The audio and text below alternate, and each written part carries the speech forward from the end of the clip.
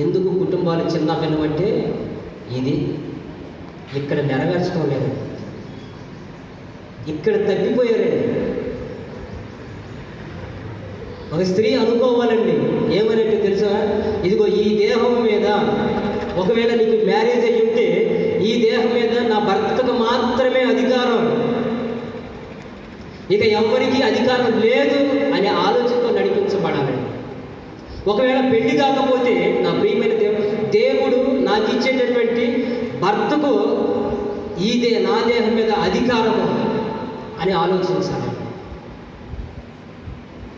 చరిత్రలో మనం గమనించినట్లయితే ఆయనకి పెళ్ళయింది,